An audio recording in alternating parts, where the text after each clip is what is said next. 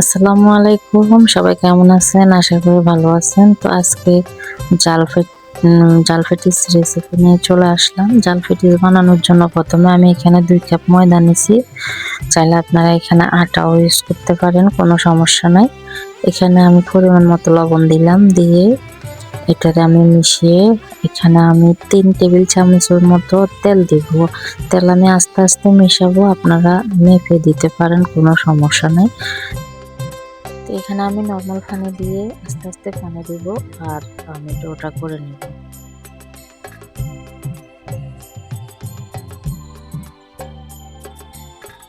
তো আমার ডোটা করা হয়ে গেছে। এখন আমি ডোটার ভালো করে মুথে নিচ্ছি।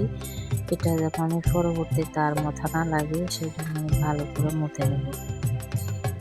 তো এটা আমি একপাশে রেখে দেবো। এখন আমি পুরটা রেডি করব। পুরটা রেডি করার জন্য আমি আলাদা মাংস রান্না করি না, আমার ঘরে মাংস রান্না করা ছিল, সেখান থেকে আমি মাংস নিয়ে শুধু এটার সাথে কালিজিরা মিশিয়ে দিয়েছি। এটা আপনারা ভেজিটেবল বা চিকেন দিয়ে পুরটা রেডি করতে পারেন। তো এটা আমি এক সাইডে রেখে দিলাম। এখন এখানে 2 টেবিল চামচ নিচ্ছি তেল আর 1 চামচ নেব ঘি। এটা দিলে এখানে পেটিসগুলোর ফ্লেভারটা অনেক ভালো আসে। তো 1 চামচ ঘি দেওয়ার পরে এখানে আমি 1 চামচ আটা বা ময়দা দিলাম। ময়দা একসাথে আমি মিক্স করে এটা এক পাশে রেখে দেব।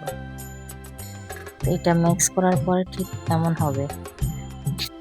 তো এদিকে আমার আটা রেস্টে রাখা হয়ে গেছে। 15 মিনিট পরে আমি ফিরে আসলাম। 15 মিনিট পর আমি আটাটা আবার একটু মথে তারপরে লিচি কেটে নেব। আমার এখানে 6টা লিচি হয়েছে।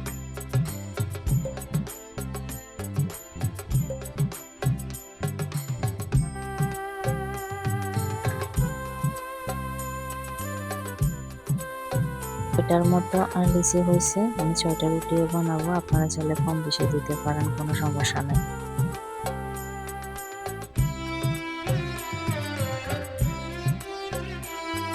এখানে আমি একটা রুটি বেলে দেখাচ্ছি, এভাবে আমি সবগুলা রুটি বেলে নেব।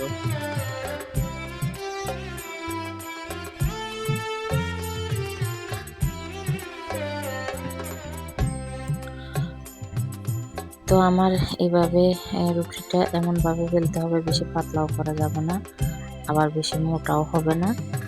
এভাবে সবগুলা রুটি বেলে আমি এটার মধ্যে এবার এই যে আমার এখানে 6টা রুটি হয়েছে। তো আমি এখন ওই তেলের মিশ্রণটা আছে না, ওটা লাগিয়ে এখন একটার উপর একটা রেখে পাস করে রাখবো।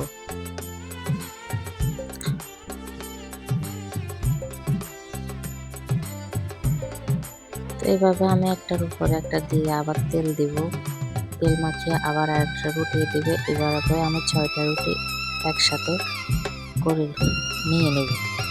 তো আমার 6টা রুটি তেল দিয়ে রাখা হয়ে গেছে। এখন আমি এটাকে চেপে একটু ছড়িয়ে নেব, এরপরে একটা বেলুনের সাহায্যে এটা বেলে নেব।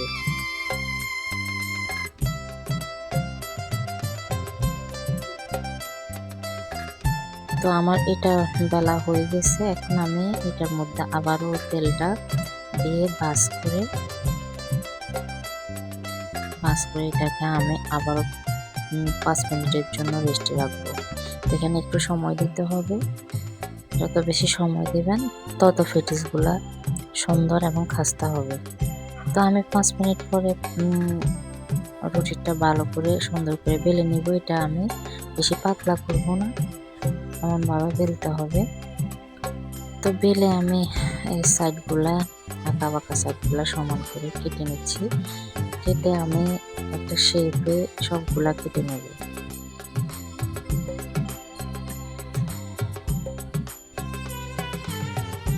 তো আমার সবগুলা কাটা হয়ে গেছে। আমি এখন একটা করে পুর দিব আর এটা ভাঁজ করে মেলে দেব। এখানে আমি একটু আটা গুলে নিছি, সাইডে একটু আটা লাগিয়ে তারপরে এটা মুখটা বন্ধ করার জন্য আটা দিয়ে দিছি। তো এভাবে আমি সবগুলা পেটিস বানিয়ে নেব।